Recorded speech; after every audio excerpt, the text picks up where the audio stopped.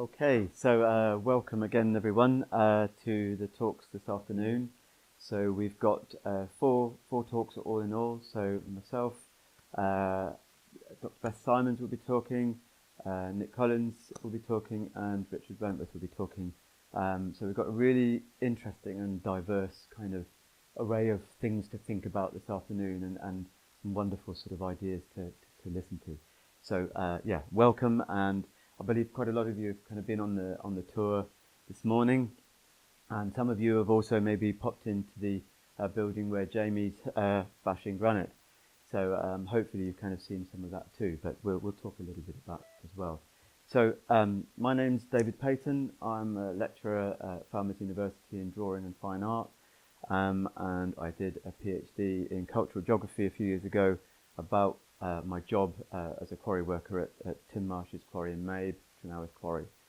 So I guess the reason I did a PhD in cultural geography was I wanted to think about stone in really different ways to how I experienced talking about and thinking about stone as an artist.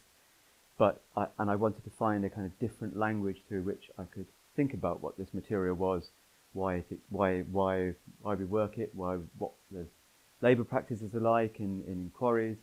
And so I went through all the jobs in the quarry, some of the nasty jobs and the nice jobs. And also, you know, to kind of find out more and think more about the geology. And I'll talk a little bit more about that relationship my relationship between art and the sort of geological science. So, yeah, in terms of my, so my kind of introduction to Tim's quarry, when I had a commission to make a sculpture, and my introduction was pretty much, there's a block of granite, you need to get some of the waste off, there's your drill, you carry on. And he was a little bit kinder to me than that. But having worked sandstones and limestones for 15 odd years prior to that, granite was a bit of a shocker.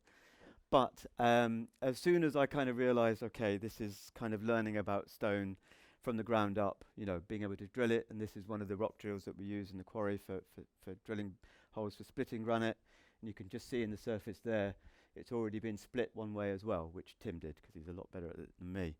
So I kind of very quickly realised that, you know, the relationship between me as an artist and a working environment where the granite is kind of being extracted and processed, I realised that was something I wanted to actually explore a lot more than just kind of making sculpture. I wanted to really think about this relationship between kind of four key elements, which is like people, material, making practices, and place. So that relationship between those four elements kind of really was the sort of grounding for my understanding of what I thought sculpture kind of could be or could extend into.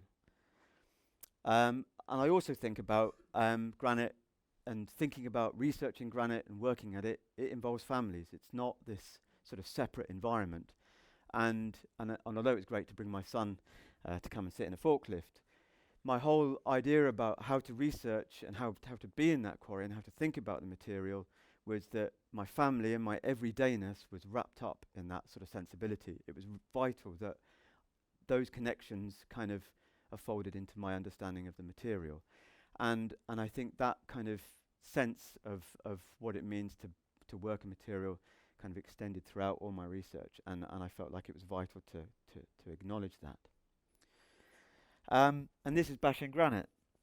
And I think I was fundamentally interested in, I was kind of using myself as this sort of vessel to try and understand what I was doing in the quarry. And as I say, I did every job. I was a sawman for quite a while, which is quite a horrible job because you're wet all the time, you're in a saw, everything's got water lubrication, and in the middle of winter it's kind of really grim because you're just permanently cold and wet. And for a sculptor, for an artist, the saw was just, it was like feeding a beast, because there was no sort of end point. It was just granite coming in, granite going out, granite coming in, granite going out. And that was actually quite a sort of frustrating thing. But I realized that, you know, there was this idea of rhythm going on in the quarry. So as a carver, someone who kind of likes the hand tools, that I understood that rhythm, or was understanding that rhythm, and perhaps how it can change in relation to the specificity of the material, but also like the quarry as an environment had a rhythm or it had multiple rhythms that were operating simultaneously or at different points in the day. And that understanding of labour practices within that kind of environment at the quarry, the rhythm of those labour practices was vital to being able to survive a day. So, actually surviving 8 hours of moving granite around or bashing granite, and also vital to it as an economic environment. So, through my researching my own experience, my own fatigue, my own moving through treacle at the end of a day, exhausted, tired, cold, all of those kind of things made me have the kind of vital connection to the kind of historical nature of working in these environments, and how the kind of tooling and the knowledge transfer between experienced people and less experienced people, that all became part of the narrative of the kind of labour of the quarry and the economy of the quarry. And also, one of the things that happens to you, especially I would say in a granite quarry, is your body changes shape. So, what you find is, especially as a banker mason, when you're swinging a 3.5 or, in Jamie's case, £5 hammer every day, all day, is your body changes. And I think I've talked to you a few this morning about the idea that, strength is useful, as a banker mason with granite, but it's not. It's technique and stamina, and that takes a long time to kind of build up. And that you can see your body changing through that process of, being able to survive a day. And I really do mean like survive a day. Sometimes it felt like you just wanted to crawl away and cry. But your body gets used to it, and your skills increase. And one of the things that is kind of familiar in the quarry is that most people that start at Tim's quarry, within a few days, they readily get the moniker Woody Woodpecker, because you go in there, you've got your bit of granite on the banker, and you just go like that, and then half an hour later, that's it, you're knackered. And we had lots of guys come in, like, yeah, I can do this. It's not what it's about. And the quicker you realise that, the better. So I think that realization as well of the relationship of the kind of body to the material, to the way where the stone is situated in front of you when you're working it, and the kind of arc of your hammer, it's a very creative and kind of very poetic process of understanding that is not instantaneous. It takes time. And the other part of that conversation are your tools and is the material. And every time, like if you've seen Jamie working this morning, you saw Jamie, it's very kind of fluid movement, and I'll show you in a minute. But every time you place that point on the granite to remove a bit of waste or to make a mark, it's just this very, it's a moment of kind of poetry. It's a moment of kind of intuitive relationship, but that intuition takes time to evolve. But bashing granite is still quite an appropriate term. And if this works, this is me. Hopefully, if it plays, it might not play. No, maybe it won't play. I'm not sure why, actually.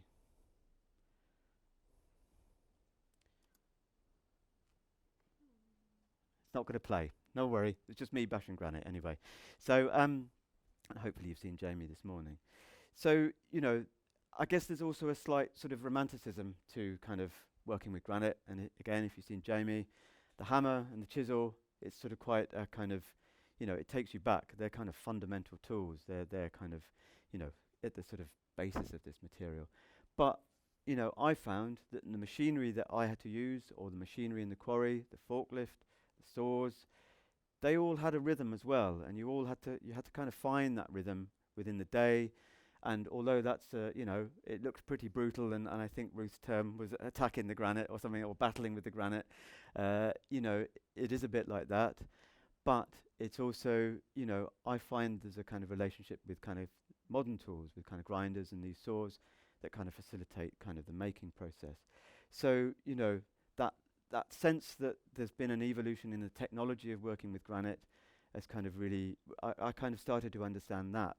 And that, we might be able to sort of see in some of the granites that we look around in the architecture, sometimes you see these stitch split marks where the drill's gone in and they split some granite. So, that was an evolution of a prior technology. So prior to being able to drill holes in the granite to split it, there was what they call wedge and groove splitting. So there's a lovely piece of granite on the backside of Godolphin Hill, which has been shaped with little, you can just see where they were cutting the granite to put the wedges in. So it's, there's a kind of, that technological advancement that happens in these trades kind of shifts perspectives, it shifts the ideas of kind of health and safety.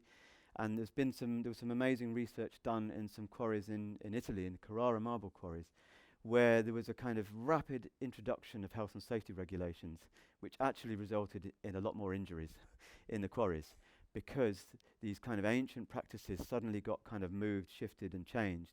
So that embodied, that kind of bodily knowledge that the quarry workers had and the masons had was suddenly kind of forced through a kind of different kind of filter. And therefore kind of really, the body wasn't used to. You were kind of thinking about what your body was doing rather than this kind of learnt, slowly kind of progressed kind of sense of working with the material. And even when you're using kind of a tool like that, it still has a kind of importance to that kind of thinking. And so there was also a kind of quite adventurous side to working at the quarry. And some of you may know, so I did a sculpture of St. Piran with another sculptor called Stefan Rouget, which was a commission to go for St. Piran to travel over to Brittany. So, I found that, the quarry environment also kind of led to lots of exciting things happening. And so over the course of a year, Stefan and I made this 5-meter tall carving of St. Piran, and the kind of end part of it was sailing it over to Brittany. And although it felt somewhat terrifying, strapping our year-long sculpture that we'd taken to make onto the deck of a wooden boat and sailing across, it was kind of like, will I make it or not? But we did make it, and it was an incredible adventure. And now it stands safely in Brittany. And again, another moment of kind of quite incredible. We didn't organise this. This was all organised in Brittany. So a kind of family of a kind of horse family in Brittany. They were commissioned to make this trailer, and for a good way, up into where the site of where St. Piran stood, it was pulled by horse and cart. The amazing thing is that at another point prior to this moment, St. Piran was on the back of a trailer of a massive tractor being toured around Brittany for 2 months, and it actually went missing for a week. No one knew where it was, and the farmer had decided that the weather was rubbish, so he just put it all in the garage and forgot about it and got on with farming. And it was just gone. Nobody knew where it was at all, but it did come back. So I think the other sort of thing to think about is the kind of, the different pace of working with granite. So, again, if you've seen Jamie working today, there can be this kind of really heavy work, the waste removal. So that tooling has a kind of rhythm to it, which you kind of, as I say, you kind of get accustomed to. And then there's also these finer moments. And like when we were, the people that were on the tour this morning, you saw some of the kind of fine mouldings on the Lloyd's Bank building. That starts to become a subtler process, a subtler kind of, understanding of what the chisel might do, what these crystalline forms might do. And the funny thing about some of the granite that we work with is the mica, being this sort of layered, sort of softer, flaky material, is sometimes when you're kind of working quite finely, and say you've got a nice sharp edge on a thumb there, and you're carving away, and then suddenly the chisel digs into a bit of mica, and you've kind of lost your edge. So these really subtle moments that are actually really specifically about individual crystals in that granite that shift how you might want to use the chisel. And just as a sort of moment of interest, the little balustrades, the Bastone balustrades that we saw, if you were on the walk again this morning, you might have seen the little fossils that were in there. So one of the things about working limestone is you might be working beautifully across the surface of a bit of limestone, and you hit a shell which is about 5 times as hard as the matrix around it.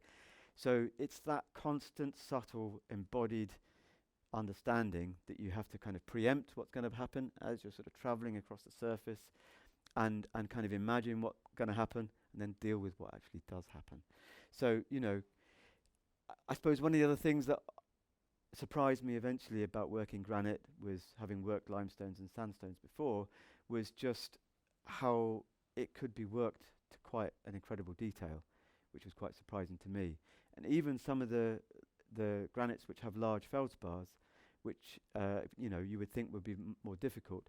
Even those can actually be worked really beautifully. And some of the interior masonry of Castle Drogo, if any of you've been there, which is the Merivale granites, some of the sharpness of the edges that you see on some of that masonry, especially on that vaulted ceiling, it's incredible. And the tooling was not really like we have today. It was all fire sharpened tooling. So if you do go to Castle Drogo, I was talking to someone a bit earlier about it, just have a look as you walk around the interior at the beautiful, beautiful kind of edges and sharpness of that masonry, because it's very poetic and very beautiful. And that was St. Piran, kind of as it finished up. It's still standing, weirdly, and I think I was talking to Ruth last night. No foundations. There's about 200 sculptures which are all about 5 or 6 meters tall. Not a single one has got a foundation. So the day we arrived to install this thing, the farmer came up, skimmed a bit of the surface grass off and said, there you go. And that was it. There was nothing. No concrete, no gravel, no nothing. But it's still standing, so it's all right. Okay, and this is just another example of a bit of a process. So this was a commission for someone just outside Truro. So, that relationship between the kind of rough granite and the carved granite is something I really celebrate as well. So as you move around the horse's head there, it just turns into a rough standing stone. But installing is always terrifying in terms of being a sculptor. So I had sort of 4 pins sticking up into the mouth and nose of the horse, and just hope to goodness that it stood up when it got put in place, but it was all fine. Okay, so I guess the other thing to sort of think about is these quarry spaces, these kind of environments. And across Cornwall, we've just got this kind of array of kind of abandoned quarries, overgrown quarries. Not many of them are working anymore. So this is the kind of sump, water sump at the bottom of Tim's Quarry in Mabe. So basically there's a little pump that pumps the water up to the source up at the top of the quarry there. But they have kind of, there's an incredible atmosphere to quarries, whether they're worked or not worked. And I'll talk a little bit about that in a minute. But one of the things to kind of really acknowledge in quarry environments is the void.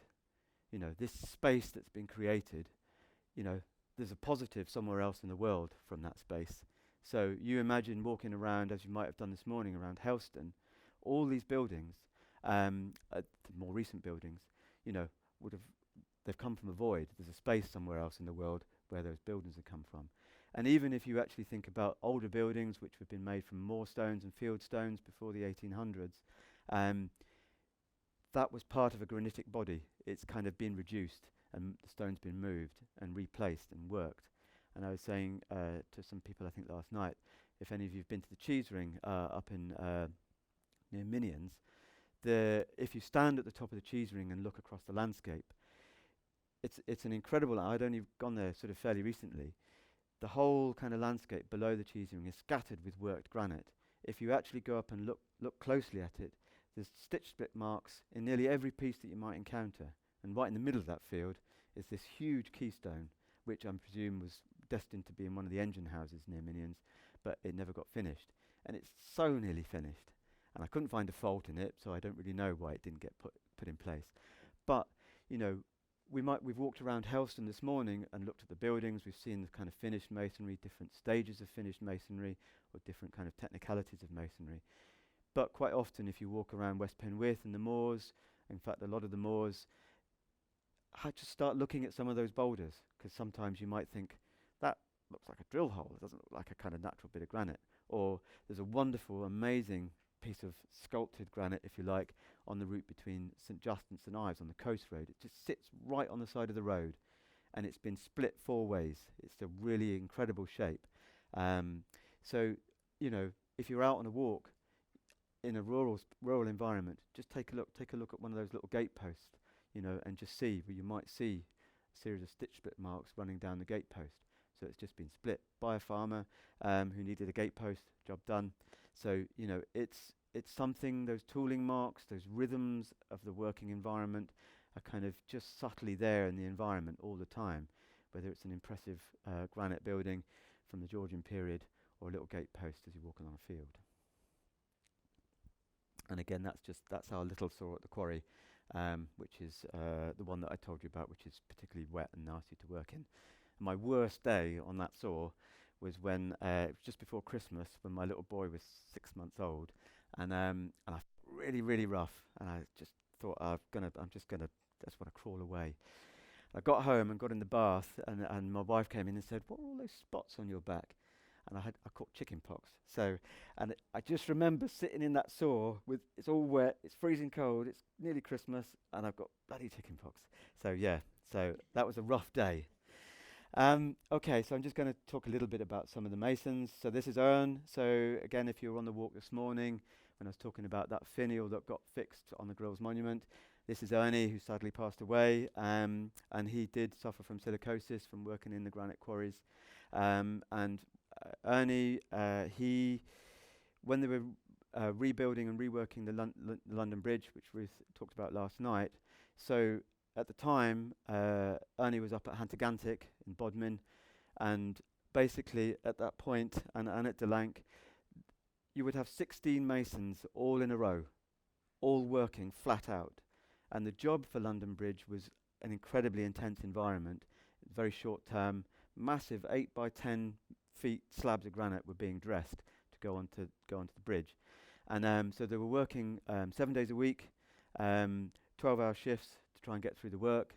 And Ernie talked about it in terms of a lot of pneumatic masonry happening then, big pneumatic chisels to kind of get rid of waste and dress the granites. So you had 16 people, all with pneumatic drills and chisels, dust, noise, no health and safety. He normally had a fag hanging out of his mouth all the time. So, granite, it's amazing, it's a wonderful material, but it's also not very nice in terms of dust. It's carcinogenic because of the silicates in it.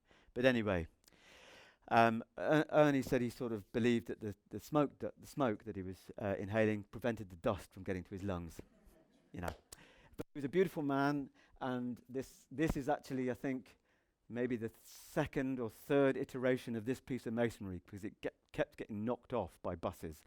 It's on some architrave somewhere, and I can't remember where. Might even be Helston, I don't know. But anyway, so this is your kind of typical banker masonry environment, as you may have seen with Jamie. These are old sort of stanchions from Falmouth Docks. They're great, old pieces of timber. They don't really move. They're really heavy. So for banker masonry, for granite, it's always kind of worked sort of using kind of heavy bankers, and this would be termed a banker. But a banker can be a barrel full of sand. It can be a pile of concrete blocks. And without sounding too rude, the standard height for Cornish banker masonry is in a quarry term called cocky high. And it is how it sounds. It's groin height, but that is all about the economy of the swing of the arm into the granite. So that height, at kind of groin height, no matter whether you're Jamie's height or my height, that is the optimum height. That's the economy of the quarry. That's the labour of the quarry. It's the rhythm of the quarry that is required to make it work a kind of an efficient day.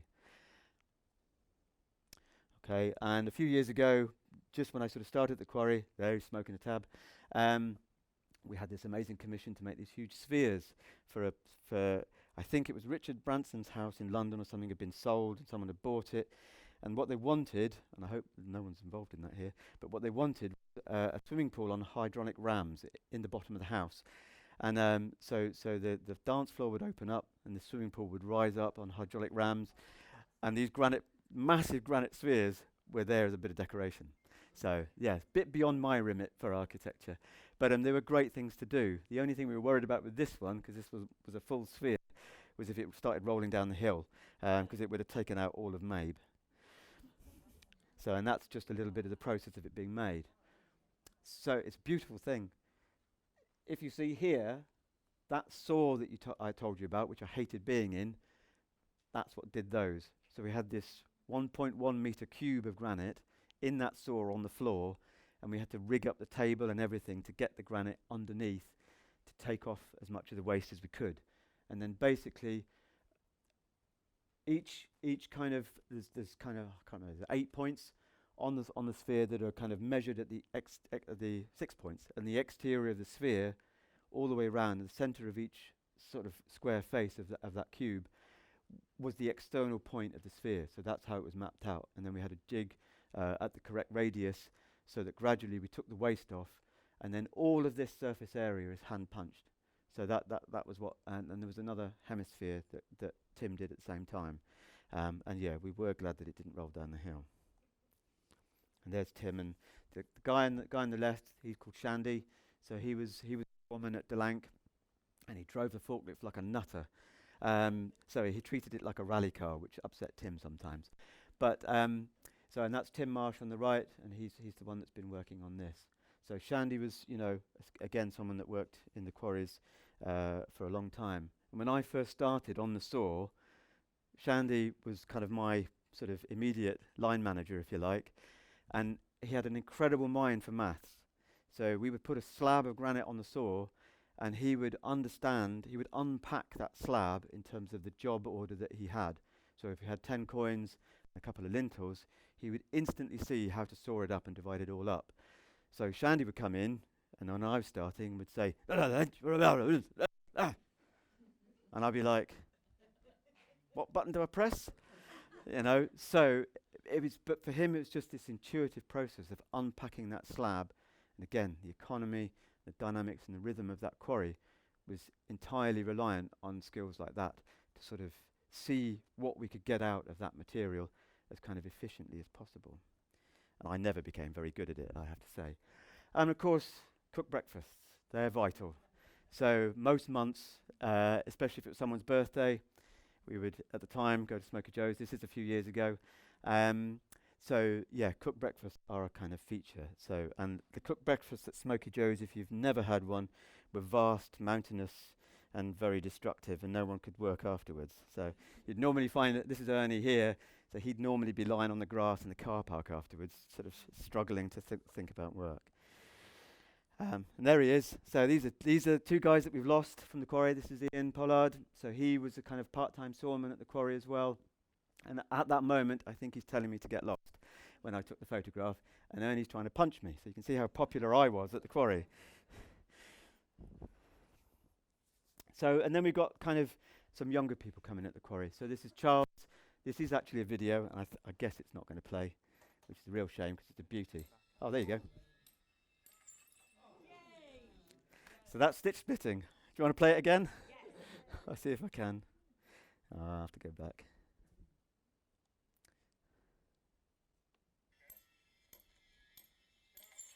There you go. So that's stitch splitting. And it's as beautiful and poetic as that. And I've sort of loved to think about, I think about the breath of the geologic as that moment is split, that material is first open to air. And so Charles, who was doing the sort of hammer work there, so he's the head mason now at the quarry, and he's in his early 30s, and he's learned all the skills, has put him through the kind of process of kind of working from a rough block right the way through. He made a really beautiful cross a few years ago. So that was kind of part of his training. And Mark, who you can see in the background there, best Cornish hedger in Cornwall. And that may be something that might... And I just want to say as well, the kind of important thing about granite and about working granite, it's not just blokes. It's vital that we understand that the kind of working in granite is not about this kind of brute strength, it's about the skills. So on the left here is Lucille Leroy. She's from Brittany, so she came to the quarry a few times to work, and she also works on the sculptures at the Valley of the Saints. And Tim would have given her a job instantly because she was a fantastic mason. And on the right we've got Amberley and Kat, who they've got a studio at Tim's quarry now. This was a day of grinder training actually. But yeah, it's about liking the material primarily, and then wanting to learn the kind of rhythms of its working. And Lucille is still working with granite, and Kat has sort of done some very both Kat and Amberley have done some really lovely granite carvings. And just finally, just to rush through these because I don't know what time I'm on. Probably moving on a bit. Yep. So a few years ago, as part of a project that I did with Cast, and you may know, Groundwork Project, what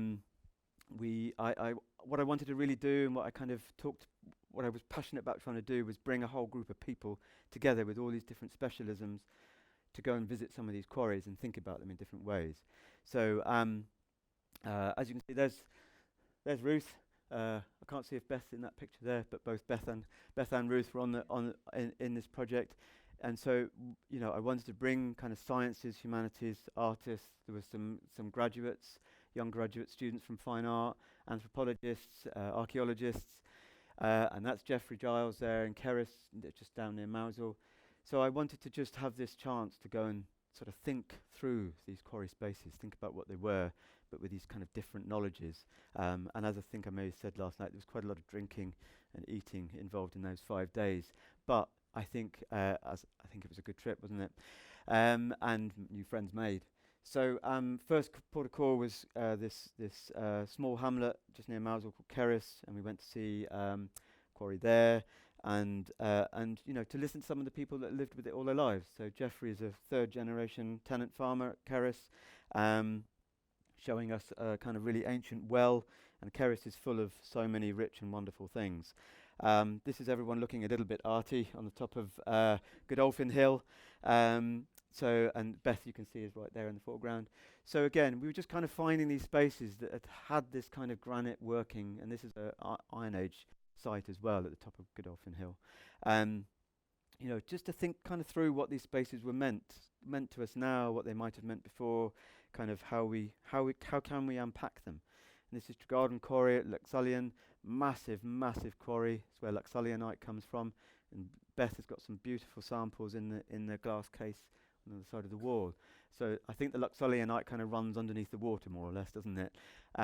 So this was a dimension quarry at one point down at one end of the quarry, and then it became an aggregate quarry and expanded massively. It's a huge quarry. And just to say, last summer, as part of some research I was doing, I did sneak in there and swim across a bit of it. And the weirdest thing was swimming with a tree below you. That was a bit weird. Okay, and this is the group of people on Tracing Granite. So a mixture, as I say, mixture of scientists and artists. And we had a filmmaker and a writer on board as well. And we did sort of sound recordings. We've got some nice recordings of Ernie sort of talking and telling us his stories of having fights in the quarry and all that kind of thing from years ago. And kind of, thinking this is Nicola Thomas and Beth looking at some of the granite in another quarry near Luxullian, and just trying to kind of find those conversations. And here's James Strongman, appropriately named, I think. He's a climber, and a geologist. So we were sort of also thinking about these other ways that we encounter and think about granite, and climbers are kind of have their own language. And I think we've sort of maybe seen today with Beth and Ruth and talking about the kind of languages that are bespoke to these disciplines. And I think I felt very excited about being able to share those languages. And so, James there talking a bit about the kind of climbing kind of sensibility. This was the wettest day of our trip. It was particularly miserable in Delank. Even Ernie was a bit cheesed off, and he doesn't normally mind anything. In Delank, fantastic big quarry, but they don't really do dimension stone. And I was going to show you this, but I think it's kind of unnecessary and I've run out of time. But I've got a sort of series of images of making a coin. But I hope you've got this sort of sense, especially with Jamie being around, of the kind of bashing granite thing, because ultimately it's still about bashing granite, and it's a very lovely thing to do. And I don't know whether that slide's going to work. Doesn't seem to appear. The last thing I wanted to say is currently I'm doing a commission for the Penley lifeboat and Union Star disaster. So over the next year, we were hoping to get it finished this year, but it's not going to happen. But we're going to be putting a memorial to both vessels that sank 40 years ago this coming December on the cliff tops above where both vessels sank.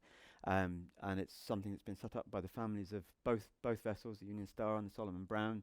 And we're really hoping that the big sculpture, which I was hoping to be able to show you but doesn't want to be seen, maybe that's okay, we're trying to get Cold Rose to helicopter in, because it's really remote where it's going to go. So, and Cold Rose were involved on that tragic night as well. So we're hoping that they might be able to helicopter the large pieces of the memorial in. Okay, so that's half an hour of thinking about bashing granite, and I hope you've got a sense of maybe my passion about working with that material, thinking about that material, and I think I'll probably think about that material for a long time to come. And, in terms of what we might want to do here in Helston and continue to think about is, in a fantastic granitically architectural environment like this, how can we continue to sort of celebrate the material, not lose those skills? Jamie, you've seen today, he's a young kind of mason. He loves what he does. I think it's really important that we don't lose that sensibility about the buildings that we live in, the ground that we walk on, and the things that we that influence and shape us, and how we in turn shape them. Okay, thanks very much.